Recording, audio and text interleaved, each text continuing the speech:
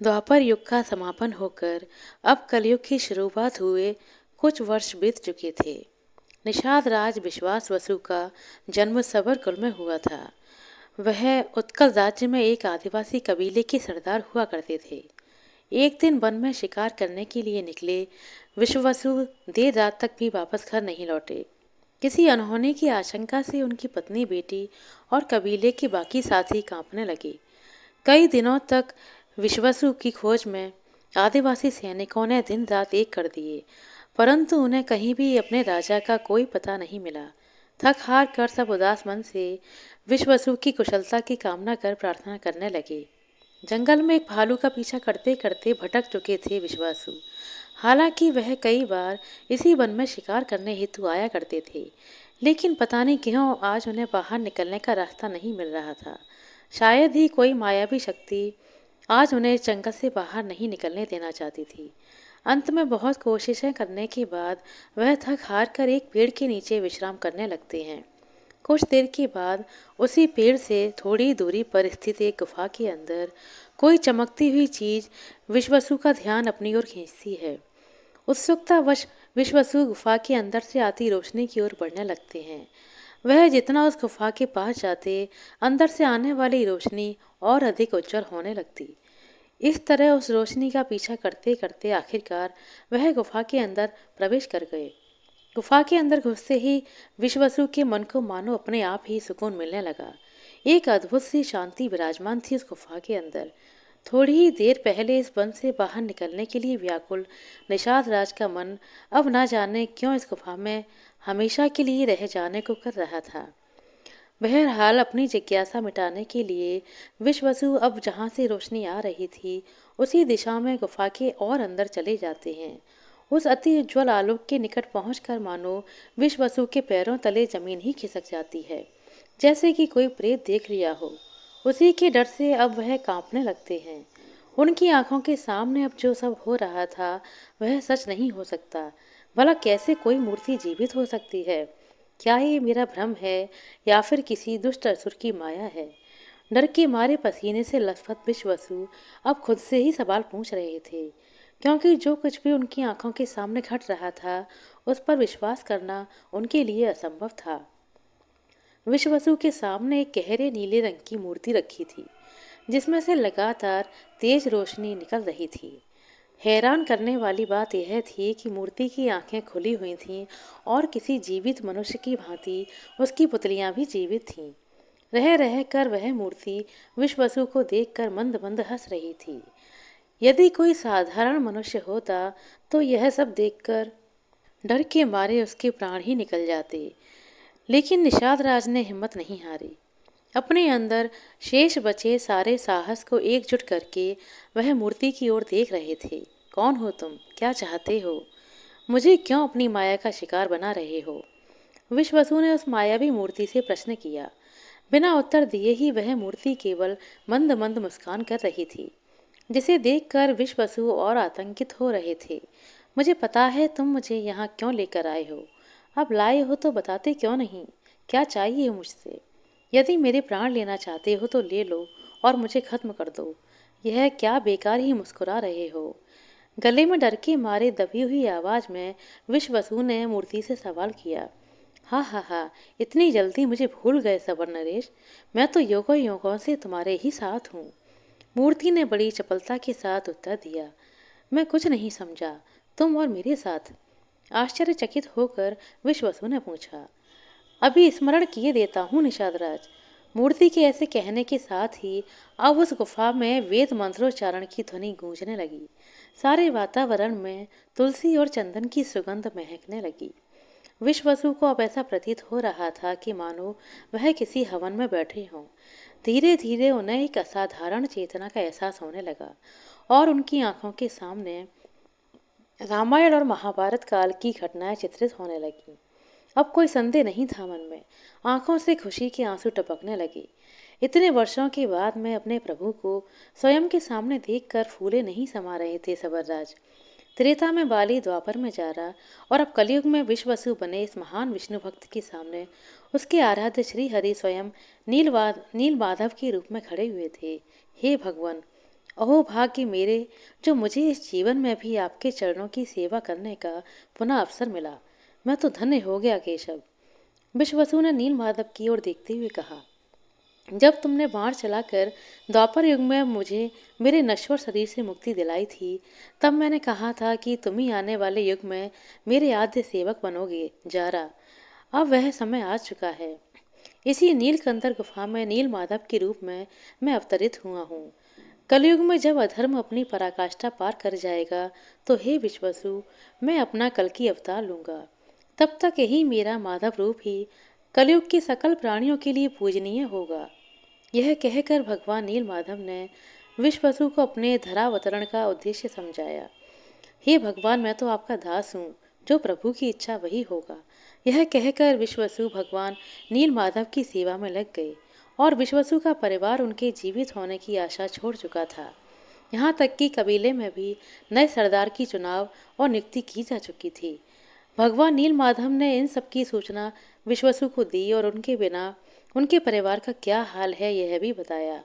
राजा और पिता के तौर पर अपने कर्तव्य के प्रति सचेत रहते हुए भी वह भगवान की सच्ची सेवा कर सकते हैं, यह कहकर भगवान नील माधव ने उन्हें गुफा से जाने की आज्ञा दी। जाते हुए निर्देशित किया कि यहाँ आने की अनुमति केवल विश्ववसु को ही है और जब तक वह न चाहें, विश्ववसु इस नीलकंदर गुफा के बारे में किसी को कुछ नहीं बताएं।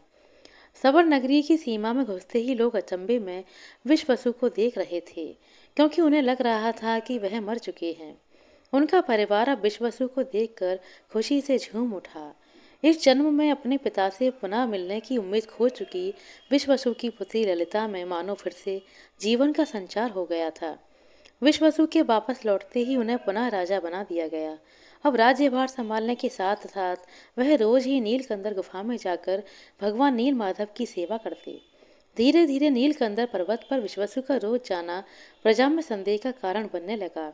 रानी और राजकुमारी ललिता भी अपने पिता के इस अद्भुत व्यवहार का कारण जानना चाहती थीं, परंतु विश्ववसु तो वचनबद्ध थे, किसी को भी भगवान के बारे में नहीं बता सकते थे।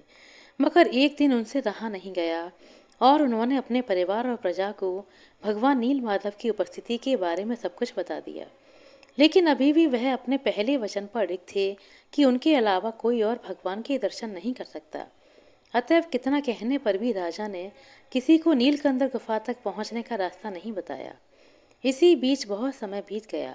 अवंती राज्य में एक परम विष्णु भक्त महाराज इंद्रधुम्न ने सिंहासन आरोहण किया। वह अपने आराध्य के प्रति पूरी तरह समर्पित थे और किसी भी तरह से श्री हरि के साक्षात दर्शन पाने की मनोकामना रखते थे। एक कान से दूसरे कान तक फैलते फैलते नीलकंदर गुफा की कहानी राजा इंद्रधुम्न तक भी पहुंच गई। जब उन्हें पता चला कि श्री हरि विष्णु पूर्णतः जीवित रूप में वहां निवास कर रहे हैं, तो उनसे रहा नहीं गया। वह नील माधव के दर्शन करने हेतु व्याकुल हो उठे। अपने मंत्री विद्यापति को बुलाकर वह उनसे सलाह करने लगे। विद्यापति को भी नीलकंदर गुफा की कहानी के बारे में पता था। वह जानते थे कि सवर राज विश्ववसु के अतिरिक्त वहां का रास्ता कोई और नहीं बता सकता और वहां पर किसी और का प्रवेश भी वर्जित है। ऐसे में नीलकंदर तक पहुंचना असंभव था। अतः उन्होंने इंद्रधुम्न को इस इच्छा का त्याग करने का परामर्श दिया, परंतु इंद्रधुम्न नहीं माने। उनकी जिद के सामने विद्यापति को हार माननी पड़ी। अंततः विद्यापति ने राजा से उन्हें पहले भेजने के लिए कहा, ताकि वह गुफा की खोज करके वापस आ सकें और फिर राजा को दर्शन करवा सकें। इंद्रधुम्न को यह सुझाव बहुत पसंद आया और उन्होंने तुरंत ही विद्यापति को उत्कल राज्य भेज दिया। उत्कल देश में पहुंचकर विद्यापति विश्ववसु की नगरी की ओर जाने लगे। वह बस सबर नगरी पहुंचने ही वाले थे कि उन्हें अकेला पाकर लुटेरों ने उन पर आक्रमण कर दिया। यद्यपि विद्यापति एक शूरवीर और तलवार चलाने वाले निपुण योद्धा थे, परंतु संख्या बल के आगे उन्हें अपनी हार माननी पड़ी। लुटेरों ने उनका सारा धन, अस्त्र शस्त्र, आभूषण, उनके अश्व को भी लूट लिया और बुरी तरह से आहत करके रास्ते पर ही छोड़ दिया। शायद उनकी मृत्यु का समय निकट है, यह सोचकर विद्यापति बेहोश हो गए। उनकी नींद अगले दिन किसी की कुटिया में खुली। अवश्य ही भगवान नील माधव की कृपा है आप पर, जो मैं वहां ठीक समय पर पहुंच गया, अन्यथा न जाने क्या होता। किसी स्त्री की मधुर आवाज अब विद्यापति के कानों को तृप्त कर रही थी। कौन हो आप और यहाँ मैं कैसे आया? दर्द से भारी सिर को पकड़े हुए विद्यापति ने उस महिला से पूछा। मैं ललिता हूँ, सबर राज विश्वसु की पुत्री, कल आप अचेत अवस्था में मुझे नगरी के बाहर मिले थे। पूरी रात वैद्यों ने आपका उपचार किया है, तब आपका जीवन बच पाया है। अभी आप हमारे निवास में हैं। चिंता मत करिए, यहाँ आपके प्राण पूरी तरह से सुरक्षित हैं। अपना परिचय देती हुई ललिता ने बोला। जिस वस्तु को खोजते खोजते वह अवंती से यहाँ तक आए थे, वह निश्चित ही उन्हें मिलने वाली थी। अब ऐसा विद्यापति को लगने लगा था। विश्ववसु की पुत्री के द्वारा ही उनको बचाया जाना अवश्य ही विधि का निर्देश था, अन्यथा ललिता का वहाँ पर होना केवल एक संयोग ही नहीं हो सकता।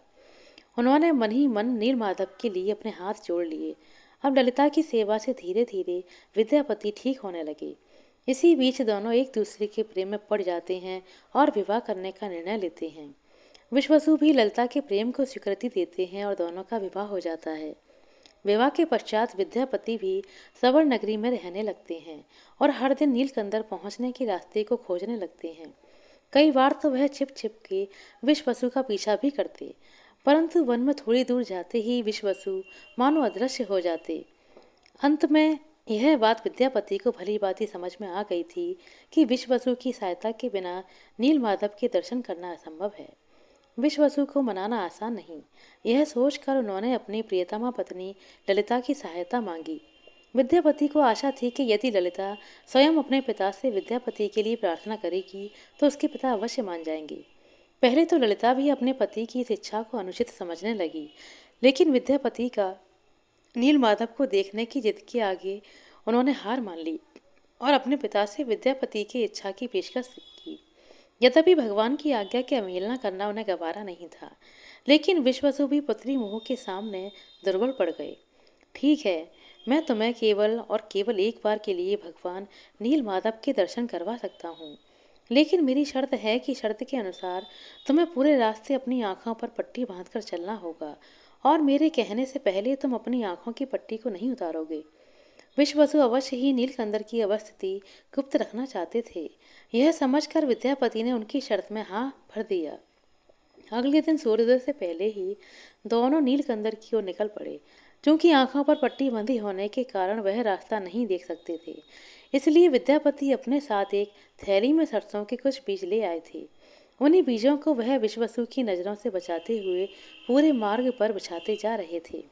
जैसे जैसे नीलकंदर निकट आ रहा था, आंखों पर पट्टी बंधी होने के बाद भी विद्यापति को एक अलौकिक ऊर्जा का एहसास होने लगा था। ना जाने अब कहाँ से एक अलौकिक शांति उनके हृदय में खेलने लगी थी। जब आंखों पर से पट्टी उतरी तो नीलमाधव के सामने उपस्थित होकर विद्यापति को भी वैसा ही एहसास हो रहा था जैसा पहली बार विश्ववसु को हुआ था। पूरी तरह से सचेत एक जीवित मूर्ति को देखकर वह अचंभित थे। भगवान के उद्देश्य में विद्यापति ने हाथ जोड़कर प्रणाम किया और श्री हरि के अत्यंत निराले रूप को देखकर वह गदगद हो उठे। विश्ववसु ने अपनी पूजा समाप्त करने के बाद जैसे ही आंखों पर पट्टी बांधकर अपने दामाद को नीलकंदर से वापस लाए, वापस आते ही अपने राजा इंद्रधुम्न को नीलमाधव को देखने की कहानी बताने के लिए विद्यापति व्याकुल हो उठे। अतएव उन्होंने ललिता से विदा लेकर कुछ दिनों के लिए अपने राज्य वापस जाने की इच्छा व्यक्त की। हालांकि उन्होंने विश्ववसु को गोपनीयता का वचन दिया था, परंतु न चाहते हुए भी उन्हें वचन तोड़ना पड़ेगा, इस बात से विद्यापति थोड़े दुखी थे। अब अवंती राज्य पहुंचकर विद्यापति ने इंद्रधुम्न को सारा वृतांत सुनाया। खुशी के मारे उत्साहित राजा अब एक क्षण की और देरी बर्दाश्त नहीं कर सकते थे। अपने सैनिकों को उन्होंने तुरंत नीलकंदर की ओर कूच करने का निर्देश दिया। विद्यापति के साथ घोड़े पर बैठकर राजा उस वन के निकट पहुंचे जिसके भीतर नीलमाधव का निवास था। जिस मार्ग पर विद्यापति ने सरसों के बीज बिछाए थे, वहां पर अब सरसों के पौधे उग चुके थे।